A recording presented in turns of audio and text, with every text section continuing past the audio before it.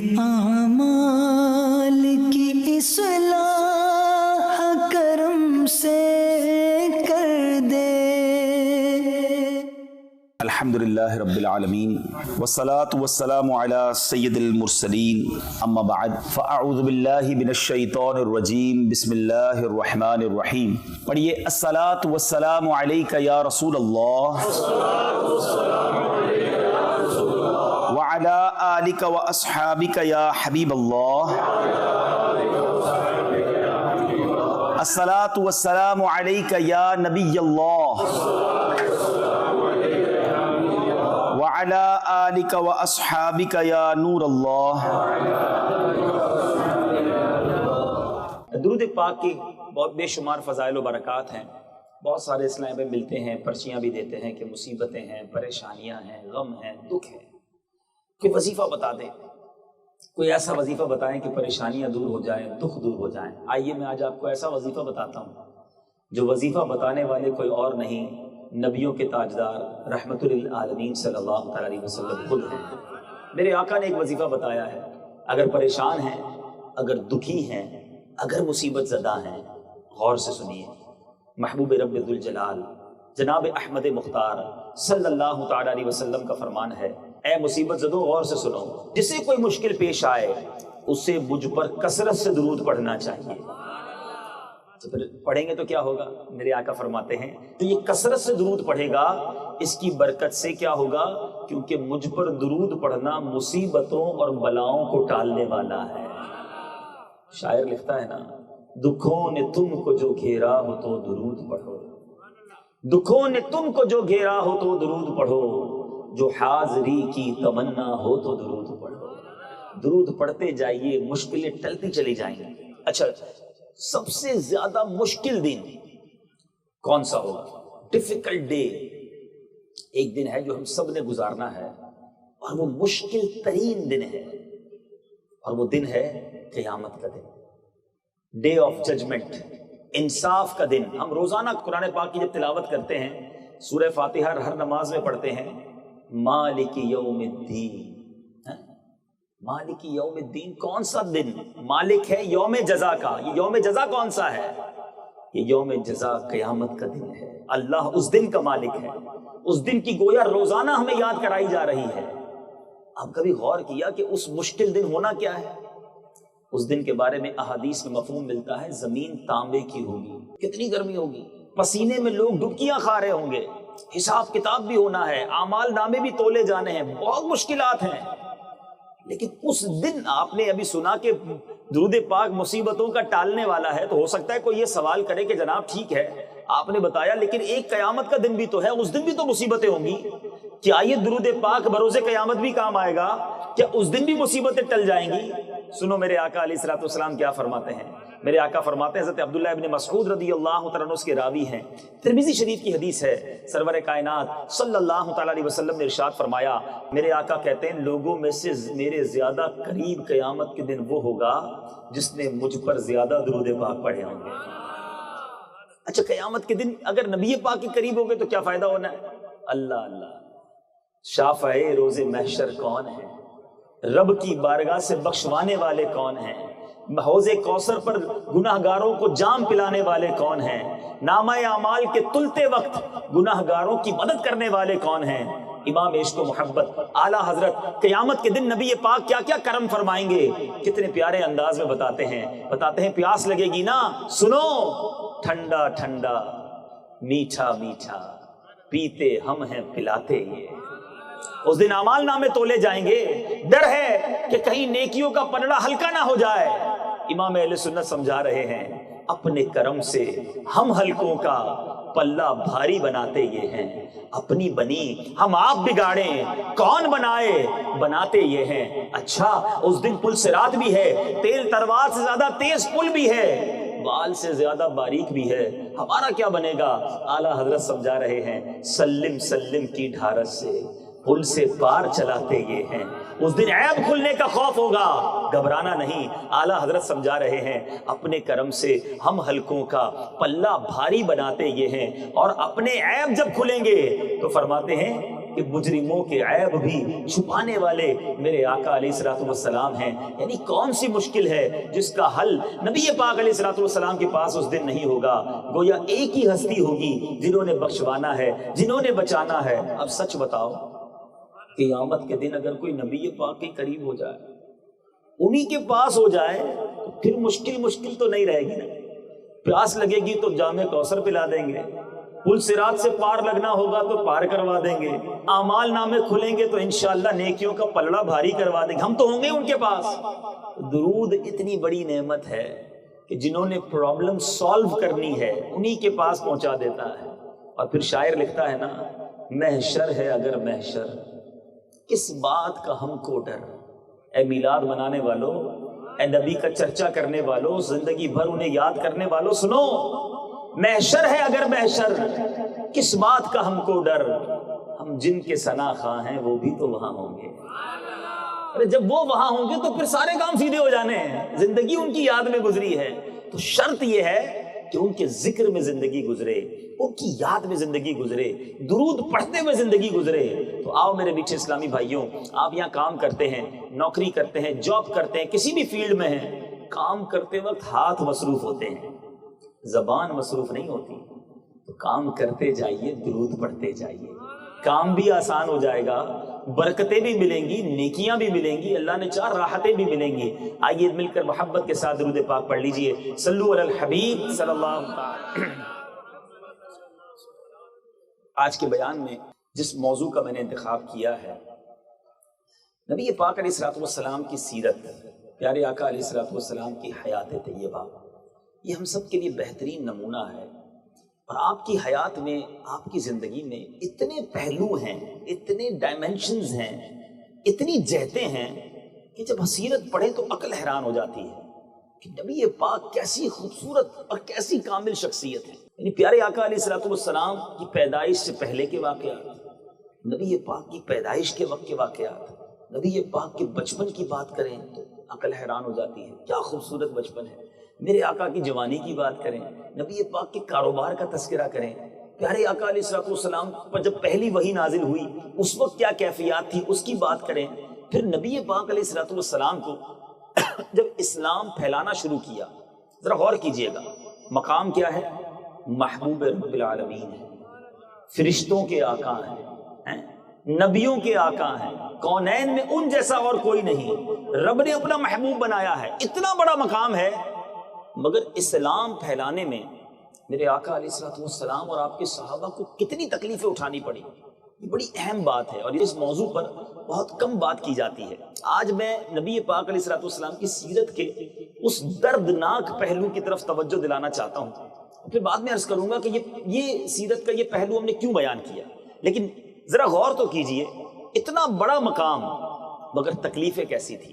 پیارے آقا علیہ الصلوۃ والسلام کا جب پہلی وحی نازل ہوئی، میرے آقا علیہ الصلوۃ والسلام نے جس کو کہے نا چھپ کر چند صحابہ میں، چند لوگوں میں اسلام کی دعوت پیش کی، بہت چھپ چھپ کر دین کا کام ہوتا تھا۔ دار ارقم میں صحابہ کرام کے ساتھ نبی پاک بیٹھتے اور انہیں تعلیم فرماتے، انہیں دین کی باتیں بتاتے، نیکی کی دعوت دیتے۔ مگر جب اعلان نبوت کو 4 سال ہو گئے، 4تھا سال ہوا، تو قرآن پاک کی یہ آیت نازل ہوئی سورہ حجر میں، فَاصْدَعْ بِمَا تُؤْمَرْ، تو اعلانیہ کہہ دو جس بات کا تمہیں حکم ہے۔ یعنی اب اعلانیہ اعلان حکم دیا کہ اب لوگوں کو نیکی کی دعوت، اسلام کی دعوت دی جائے۔ بس یہ اعلان کرنے کی دیر تھی۔ جو اپنے تھے، محبت کرنے والے تھے، امین اور صادق کہنے والے تھے، نبی پاک کے کردار کی گویا رتب اللسان ہوا کرتے تھے، وہ سارے دشمن ہو گئے۔ اور دشمنی کیسی ہم سوچ بھی نہیں سکتے۔ اے میرے میٹھے پیارے اسلامی بھائیوں، اب پورا عرب ایسا لگتا تھا مخالفت پر کمر بستہ ہو گیا، کسی طرح انہیں چین نہیں آتا تھا کہ نبی پاک علیہ الصلوۃ والسلام کو کس طرح تکلیف پہنچائے، چونکہ انہیں یہ خوف تھا کہ بنو ہاشم اگر نبی پاک کو معاذ اللہ شہید کر دیں گے تو بنو ہاشم ایک بڑا قبیلہ ہے، ان سے لڑائی چھڑ جائے گی، تو قتل تو نہ کر سکے، شہید تو نہ کر سکے، مگر اب کیا کرتے؟ ستانا شروع کیا، تکلیف دینا شروع کی۔ تکلیفیں بھی کیسی کہ آج سنے تو عقلیں حیران، رونگٹے کھڑے ہو جاتے ہیں، آنکھوں میں آنسو آ جاتے ہیں کہ اللہ کے حبیب صلی اللہ تعالیٰ علیہ وسلم کو اتنا ستایا گیا۔ آپ بھی سنیے، سب سے پہلے نبی پاک علیہ الصلوۃ والسلام کے بارے میں کیا مشہور کیا، کیا مشہور کیا کہ یہ کاہن ہے. کاہن معاذ اللہ اس کو کہتے ہیں جو جادو کے کام کرتا ہے یا ستاروں کا علم بتاتا ہے. کہا یہ ساحر ہیں، شاعر ہیں، مجنون ہیں. یہ پروپیگنڈا کرنا شروع کیا کہ یہ معاذ اللہ ایک نارمل انسان نہیں ہے، ان کے اندر یہ برائیاں ہیں. پھر میرے آقا علیہ الصلوۃ والسلام جب گزرتے تو آپ کے پیچھے شریر لڑکے لگا دیے جاتے ہیں، بستی کرنے والے، برا بھلا کہنے والے، جو نبی پاک کے پیچھے چلتے اور پیارے آقا علیہ الصلوۃ والسلام پر پھبتیاں کستے، گالیاں دیتے، کہتے یہ دیوانہ ہے، یہ دیوانہ ہے.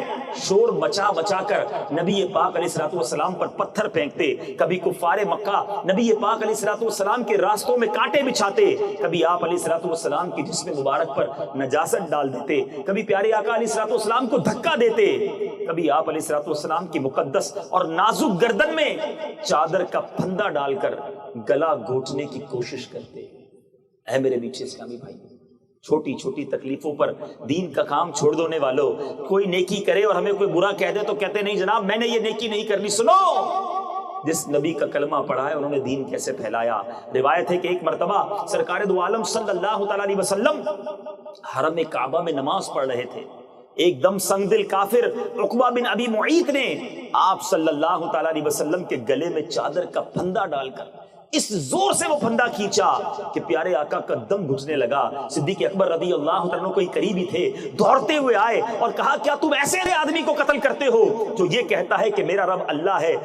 کسی کو دھکا دیا، پھر اس کو دھکا دیا، کسی طرح نبی پاک علیہ الصلوۃ والسلام کو چھڑایا، مگر اس چھڑاتے چھڑاتے حضرت ابوبکر صدیق کو بھی انہوں نے بڑا مارا، انہیں بھی زخمی کر دیا. اے میرے میٹھے اور پیارے اسلامی بھائیوں، جب نبی پاک کے معجزات یہ کافر دیکھتے، پیارے آقا کے تصرفات دیکھتے، ارے دلوں پر مہر کیسی تھی کہ چاند کے 2 ٹکڑے کرنے والے، سورج کو پلٹانے والے، کنکریوں کو کلمہ پڑھانے والے آقا کو دیکھتے ایمان نہ لاتے بلکہ کہتے یہ جادوگر ہے. اے میرے میٹھے اسلامی بھائیوں، جب نبی پاک علیہ الصلوۃ والسلام قرآن پاک کی تلاوت کرتے، سنو آج ہمیں کوئی تلاوت کر کے روکنے والا نہیں. آج ہم تلاوت قرآن سے منہ موڑے بیٹھے ہیں. آج تلاوت کریں تو لوگ خوشی مناتے ہیں. ایک وہ دور بھی تھا کہ جس ہستی پر قرآن نازل ہوا، جبریل امین جن کے پاس قرآن لے کر آئے، جب وہ قرآن کی تلاوت کرتے تو یہ کفار قرآن اور قرآن لانے والے جبرائیل اور قرآن کو نازل کرنے والے اللہ اور پیارے آقا علیہ الصلوۃ والسلام کو گالیاں دیتے، گلی کوچوں میں پہرا بٹھا دیتے کہ کوئی قرآن کی آواز سن نہ سکے، کسی کو آواز سنائی نہ دے.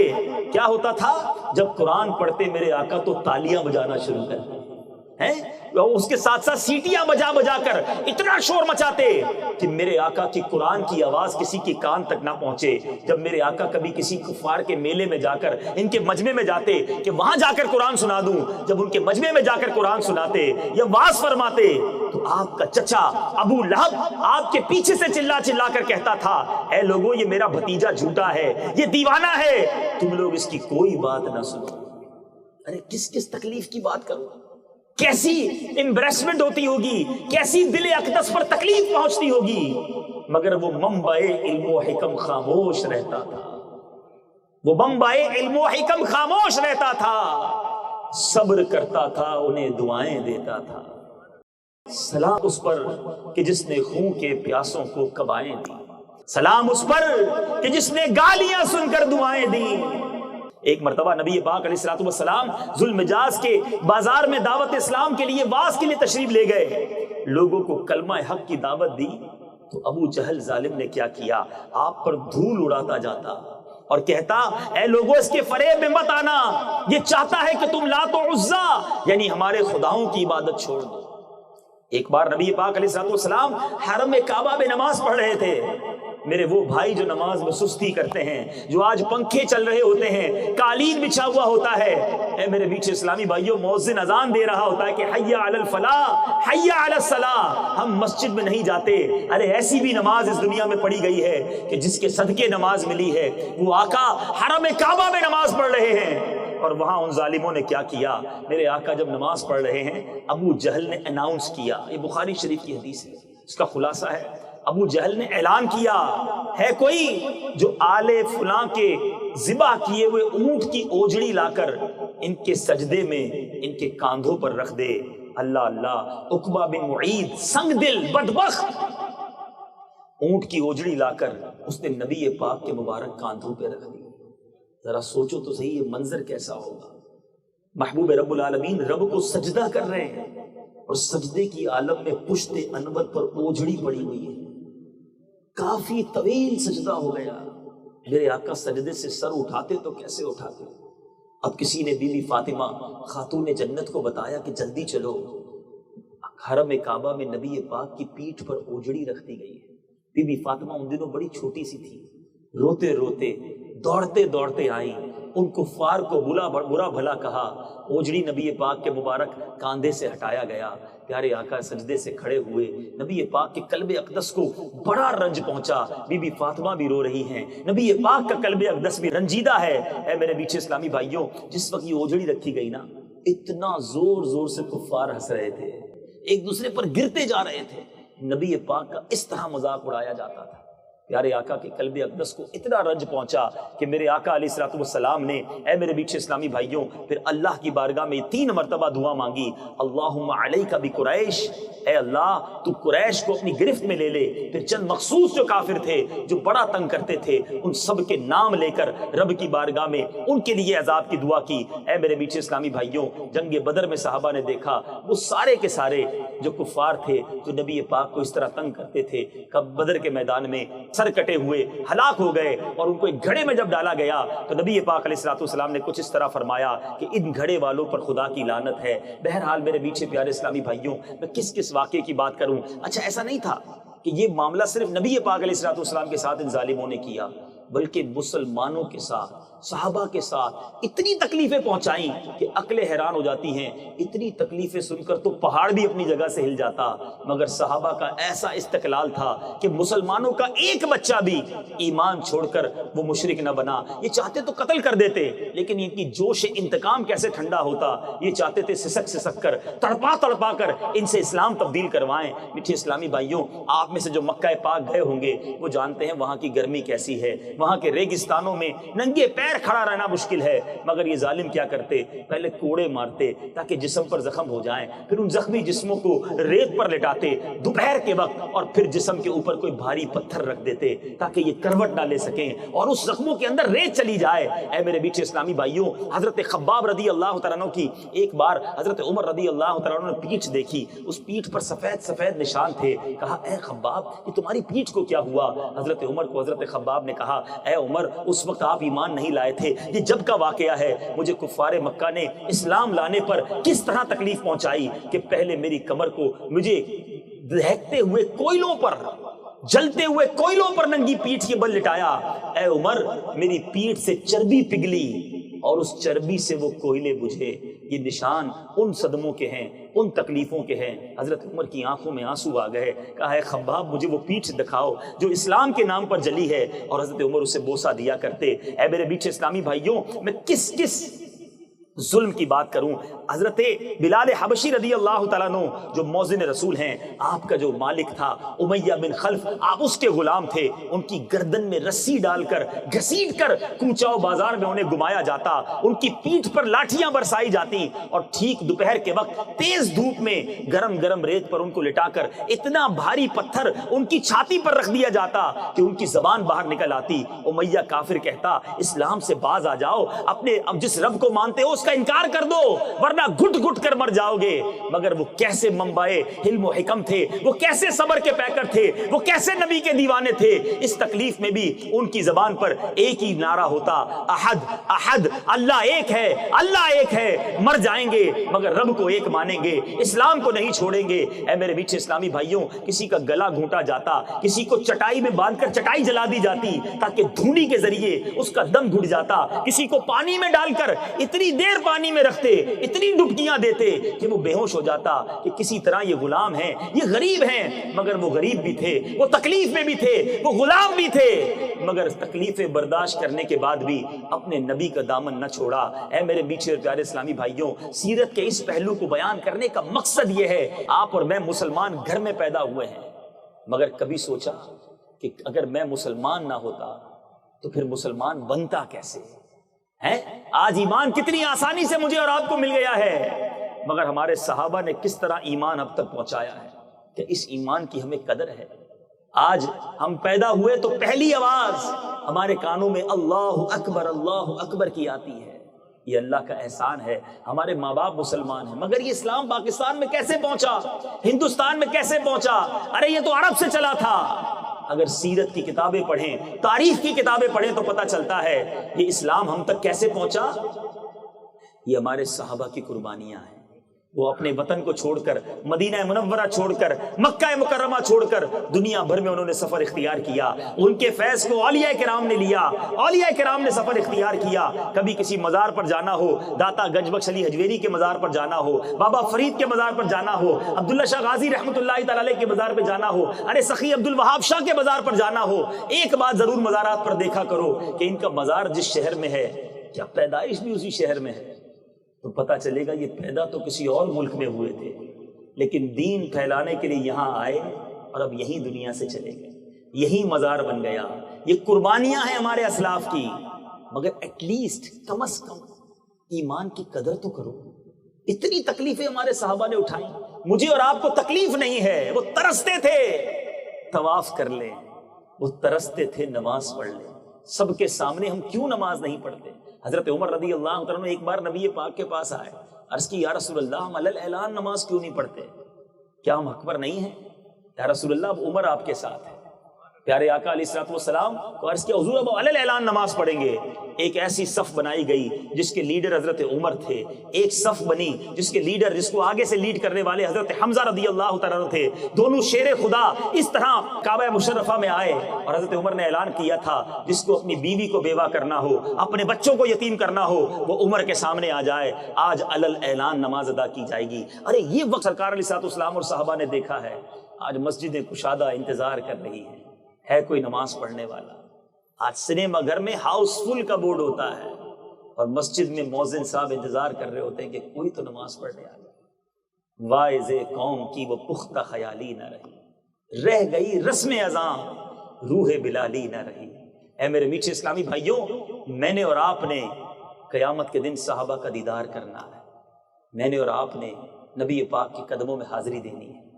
اگر قیامت کے دن حضرت بلال سے ملاقات ہو گئی اور حضرت بلال نے پوچھ لیا کہ میں تو جب ایمان لایا تھا تو تپتی ریت پر لٹایا گیا تھا, پھر بھی میں نے ایمان کو نہیں چھوڑا, تمہیں تو کوئی تکلیف نہیں تھی, پھر تم نے ایمان کے لیے کیا کیا؟ تم نے سنتوں کی اور دین کی خدمت کے لیے کیا کیا؟ حضرت خباب سے اگر ملاقات ہو گئی, انہوں نے پوچھ لیا کہ مجھے تو جلتے کوئلوں پر لٹا گیا تھا, پھر بھی میری نماز قضا نہیں ہوتی تھی. تم تو نرم بستر پر سوتے تھے, پھر بھی نمازیں نہیں پڑھتے تھے. ہمیں تو کفار مارتے تھے کہ اللہ کا نام نہ لو, ہم پھر بھی رب کا نام لیتے تھے. تمہیں تو کوئی کہنے والا نہیں تھا, تم پھر بھی رب کا نام نہیں لیتے تھے. ہمارے پاس کوئی جواب ہوگا؟ اے میرے آقا کے عاشقوں, اے نبی پاک کے چاہنے والوں, یہ اسلام اتنی آسانی سے نہیں پھیلا. ارے بڑی شہادتیں ہوئی ہیں, بڑی قربانیاں ہوئی ہیں. وہ چچا جس سے نبی پاک علیہ الصلوۃ والسلام کو بڑا پیار تھا, ان کو جنگ احد میں کیسے شہید کیا گیا؟ آپ کے کلیجے کو نکالا گیا. سید الشہداء سیدنا حمزہ رضی اللہ تعالیٰ عنہ کے کلیجے کو چبایا گیا. نبی پاک کے صحابی تھے حضرت عبداللہ بن جحش رضی اللہ تعالیٰ عنہ. جذبہ دیکھو, غزوہ احد کی رات ایک صحابی کے ساتھ بیٹھ کر کہتے ہیں آؤ دعا کرتے ہیں, میں دعا کروں گا تم آمین کہنا. کہتے میری دعا یہ ہے کہ یا اللہ صبح جنگ ہو تو کوئی کافر مجھ سے مقابلے میں آئے, وہ میری ناک بھی کاٹ دے, میرے کان بھی کاٹ دے, میری آنکھیں بھی نکال لے, میرا چہرہ ختم ہو جائے, اور میرے مولا جب قیامت کے دن میں تیرے دربار میں پیش ہوں اور جب تو مجھ سے پوچھے اے عبداللہ تیرے چہرے کو کیا ہوا, تو میں کہوں کہ مولا یہ تیرے نام پر قربان ہوا. یہ کیسے لوگ تھے, یہ کیسی دعائیں تھیں, اور سیرت کی کتابوں میں لکھا کہ ویسا ہی ہوا. جنگ احد والے دن حضرت عبداللہ بن جحش کا جب مقابلہ ہوا, ان ظالموں نے آپ کے چہرے کے کان بھی کاٹے, ناک بھی کاٹے, آنکھوں کو بھی نکال لیا. اور اللہ کی رحمت سے مجھے امید ہے کہ قیامت کے دن حضرت عبداللہ بن جحش سے سوال ہوگا اور وہاں یہ یہی جواب دیں گے کہ مولا تیرے نام پر سب قربان کر کے آیا ہے. آج ہم سے دین کے لیے وقت نہیں نکلتا. ہم کہتے ہیں جناب کاروبار کا کیا ہوگا, نوکری کا کیا ہوگا اگر میں جناب دین کی خدمت کرنے کچھ وقت دینے لگ جاؤں, نماز پڑھنے کا میرے پاس ٹائم نہیں ہے. سنو, حضرت مصعب بن عمیر رضی اللہ تعالیٰ عنہ اسلام کے وہ پہلے مبلغ ہیں جن کو میرے آقا نے مکہ پاک سے مدینہ طیبہ بھیجا. آج جو مدینہ منورہ میں اسلام کی روشنی اور چاشنی ہے، اس میں بہت بڑا کردار حضرت مصعب بن عمیر رضی اللہ تعالیٰ عنہ کا ہے. یہ پہلا قافلہ تھا، یہ پہلے مبلغ تھے جو مکہ پاک سے مدینہ طیبہ بھیجے گئے. حضرت مصعب بن عمیر کی ہسٹری اٹھاؤ، آپ ایک شہزادے کی زندگی گزارتے تھے. مکہ پاک میں آپ ٹرینڈ سیٹر تھے. ٹرینڈ سیٹر کس کو کہتے ہیں؟ کہ جس کے لباس کو دیکھ کر لوگ لباس پہنے، جس کے جوتوں کو دیکھ کر لوگ جوتے پہنے، جس کی گھڑی کو دیکھ کر لوگ گھڑی پہنتے ہیں نا، فیشن فالو کرتے ہیں جسے. حضرت مصعب بن عمیر ایک شہزادے کی زندگی گزارتے، بڑا قیمتی لباس پہنتے. مکے کے لوگ ویسا لباس پہن کر لباس سلاتے تھے. اس وقت ایمان نہیں لائے تھے. جب ایمان لائے گھر والوں نے باندھ دیا، کہا اسلام چھوڑ دو. کہا اسلام نہیں چھوڑوں گا. کہا اگر اسلام نہیں چھوڑو گے ساری دولت ختم، سارا بزنس ختم، کوئی تمہارا ہم سے تعلق نہیں. آپ کو گھر سے نکال دیا. جب رسول پاک کے دربار میں آئے تو جسم پر ایک چادر موجود ہے. اتنا مہنگا لباس پہننے والا اب پورا لباس پہننے کے قابل نہیں ہے، مگر سرکار کے نام پر سب قربان کر دیا. حضرت مصعب بن عمیر بھی جب غزوہ احد والے دن شہید ہوتے ہیں، دفنانے کا وقت آتا ہے، میرے آقا فرماتے ہیں، حدیث کی کتابوں کے الفاظ ہیں، سر پر کفن ڈالا جاتا، پیر ننگا ہو جاتا، پیر چھپایا جاتا، سر ننگا ہو جاتا. نبی پاک نے جب یہ دیکھا آنکھوں میں آنسو آ گئے. فرمایا کچھ اس طرح فرمایا، یہ مکے کا شہزادہ تھا، مگر آج تدفین کے وقت اس کا حال یہ ہے، ہمارے پاس کفن دینے کو پورا کپڑا نہیں ہے. صحابہ سے فرمایا سر کو چادر سے چھپا دو، پیر پر ازخر نامی گھاس ڈال دو اور ارحم الراحمین کو سپرد کر دو. ان کی تدفین کر دی گئی. کس کس قربانی کی بات کریں، کس کس قربانی کی مثال دوں. کربلا کا واقعہ ہر سال سنتے ہو. کیا علی اصغر کا بچپنا یاد نہیں آتا؟ علی اکبر کی جوانی یاد نہیں آتی؟ کربلا والوں کی پیاسے گلے یاد نہیں آتے؟ ارے اسلام کے لیے کتنی قربانیاں دی گئی ہیں. سوال یہ ہے کہ میں اور آپ اس اسلام کی کیا خدمت کر رہے ہیں؟ ارے انہوں نے تو اسلام کی سر بلندی کے لیے سر کٹا دیے. کیا قیامت کے دن امام حسین سے نہیں ملنا؟ کربلا والوں کی بارگاہ میں حاضری نہیں دینی؟ اگر انہوں نے پوچھ لیا کہ ہم نے تو خاندان لٹا دیا دین بچانے کے لیے، تم نے بھی دین بچانے کے لیے کیا کیا؟ تو آج کیا جواب ہے ہمارے پاس؟ آج تو دین کو برباد کرنے کے لیے مسلمان تلا ہوا ہے. مسلمان آج دنیا میں جھوٹا مشہور ہے.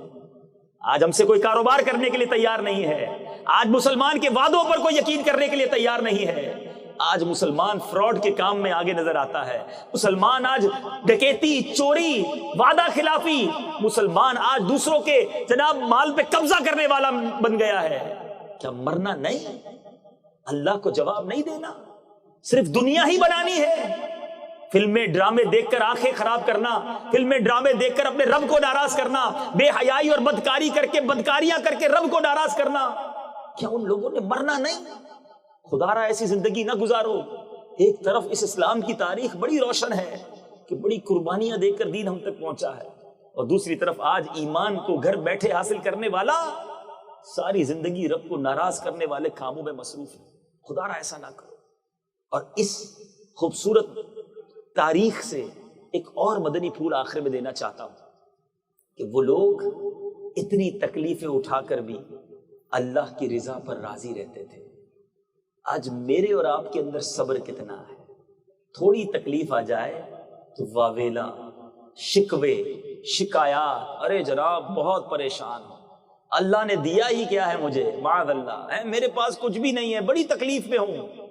اے میرے میٹھے اسلامی بھائیوں، یہ انداز نہیں ہے.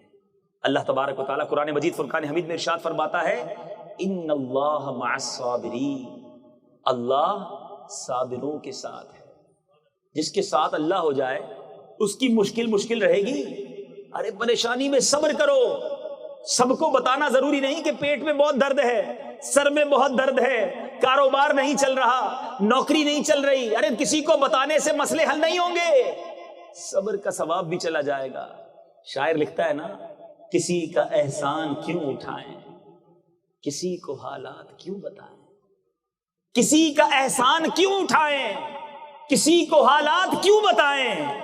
تم ہی سے مانگیں گے تم ہی دو گے، تمہارے در سے ہی لو لگی ہے.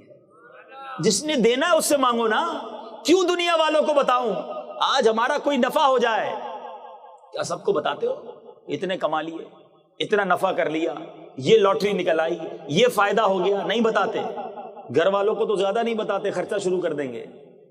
لیکن اگر نقصان ہو جائے تو سب کو بتاتے ہیں، تکلیف ہو جائے تو سب کو بتاتے ہیں۔ کیوں بتاتے ہیں؟ یہ صبر کا ثواب بھی آپ کا جا رہا ہے۔ یہ شکوے اور شکایات ہیں۔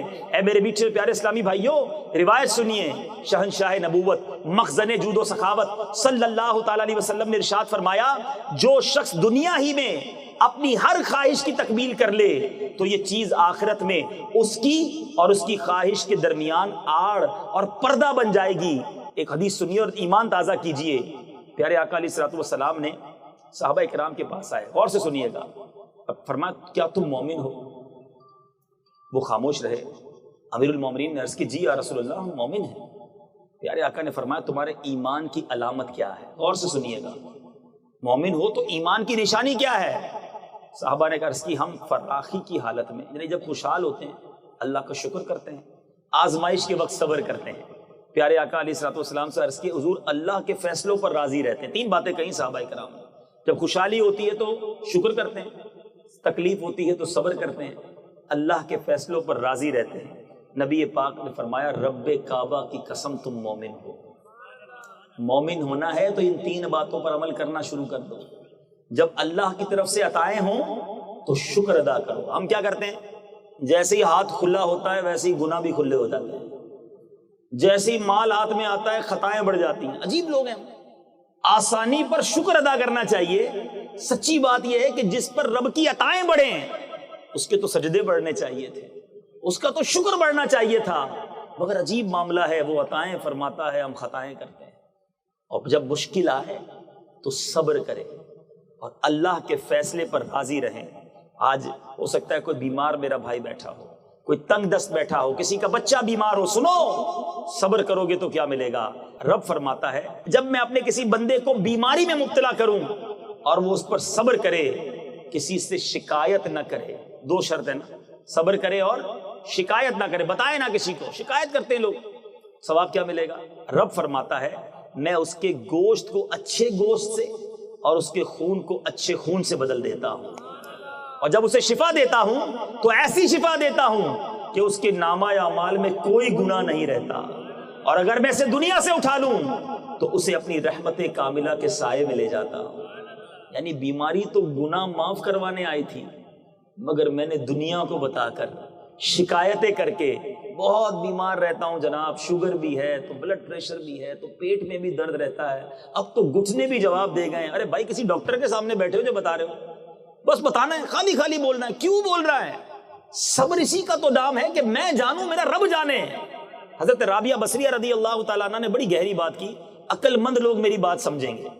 ایک شخص نے سر پر پٹی باندھی ہوئی تھی۔ حضرت رابعہ بصریہ نے کہا، کیوں باندھی ہے؟ اس نے کہا، سر پہ درد ہے اس لیے باندھی ہے۔ فرمایا، اتنے دن جو راحت میں تھے اس کی پٹی باندھی تھی؟ بڑی گہری بات ہے۔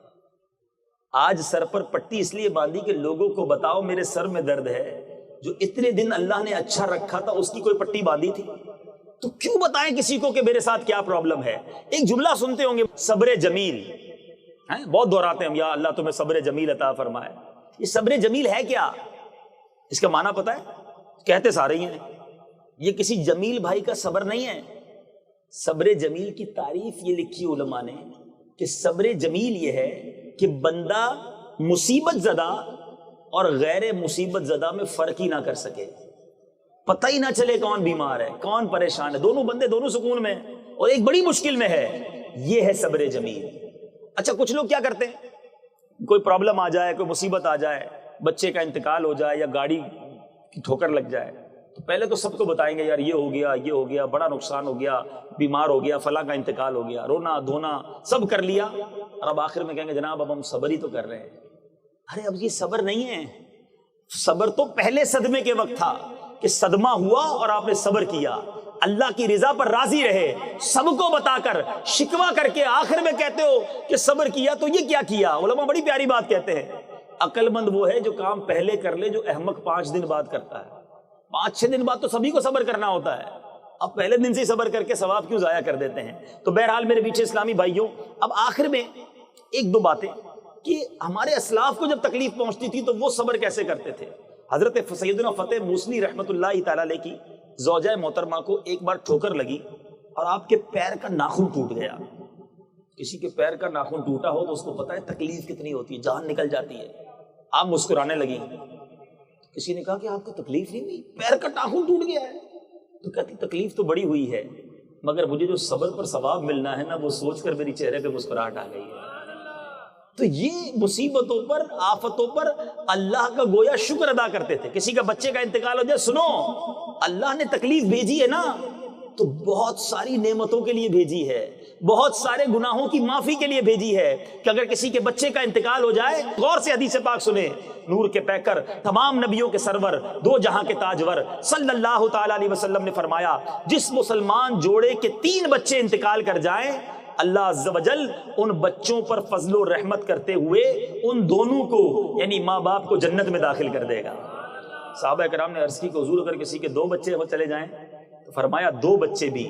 صحابہ میں سے کسی نے عرض کی حضور اگر 1 بچہ کسی کا انتقال کر جائے, میرے آقا نے فرمایا 1 بھی. پھر فرمایا اس ذات پاک کی قسم جس کے قبضہ قدرت میں میری جان ہے, جس عورت کا کچا بچہ فوت ہو جائے, حمل ضائع ہو جاتا ہے پریگننسی کے دوران, سنو اس پر وابیلہ مت کرنا, یہ اللہ کی کتنی بڑی عطا ہے. نبی پاک فرماتے ہیں جس کا کچا بچہ فوت ہو جائے اور وہ اس پر صبر کرے تو وہ بچہ اپنی ماں کو ناف کے ذریعے کھینچتا ہوا جنت میں لے جائے گا.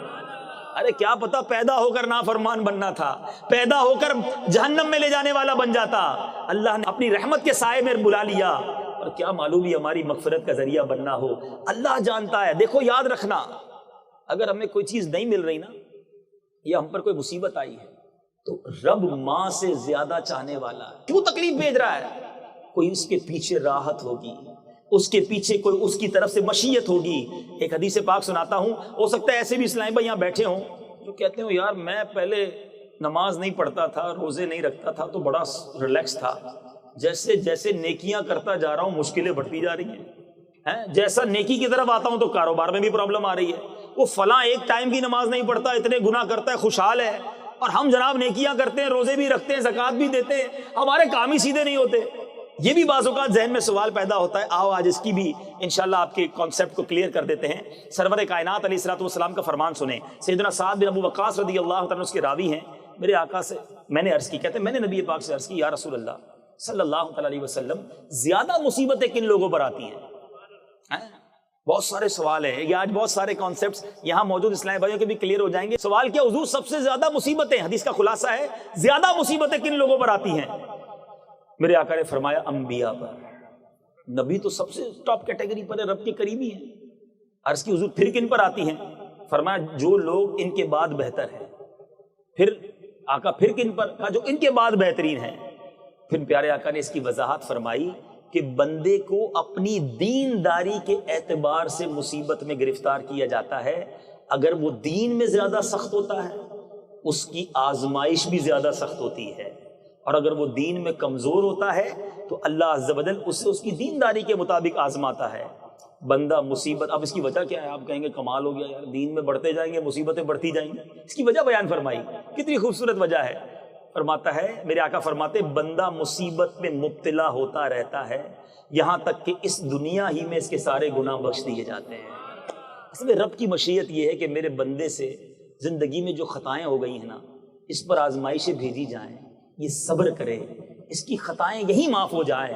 میرا یہ نیک بندہ میرے پاس جب آئے تو گناہوں سے پاک ہو کر آئے, اس کو جنت کا اعلیٰ مقام دیا جائے. ایک اور روایت, میرے آقا فرماتے ہیں اللہ کے یہاں بندے کا کوئی سٹیٹس رکھا ہوتا ہے, کوئی مقام رکھا ہوتا ہے کہ اس نے یہاں تک پہنچنا ہے, لیکن یہ عمل کر کے وہاں تک نہیں پہنچ پاتا.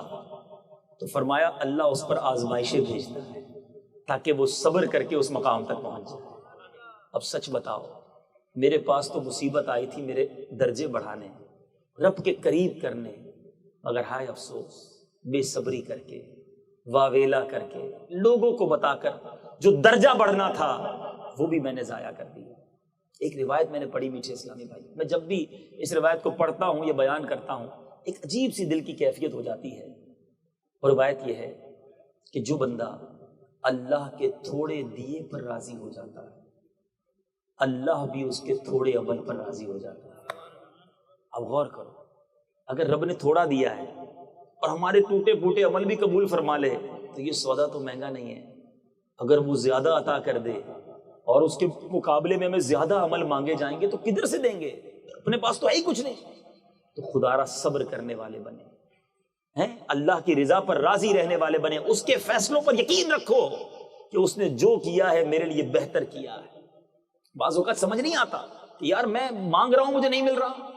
آخری بات, کبھی کبھی ہم رو رہے ہوتے ہیں, مانگ رہے ہوتے ہیں, دعائیں کر رہے ہوتے ہیں, کوئی بندہ کہتا ہے 10 سال سے مانگ رہا ہوں جناب, مری بازاروں پر بھی گیا, پیروں سے بھی دعا کرائی, بزرگوں سے بھی دعا کرائی, میری دعا ہی قبول نہیں ہوتی, جو مانگتا ہوں وہ مل ہی نہیں رہا, کاروبار میں برکت نہیں ہو رہی, اولاد نہیں مل رہی, بیٹا نہیں مل رہا, بیماری دور نہیں ہو رہی, میری دعائیں نہیں سنی جاتی.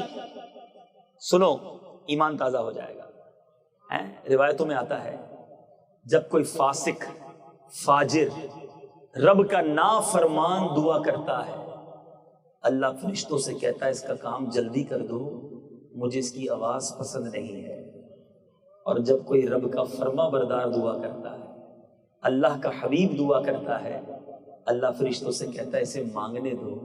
اے فرشتوں, اس کا کام ابھی نہیں کرنا, اس کو اور مانگنے دو, مجھے اس کا مانگنا بڑا پسند آ رہا ہے.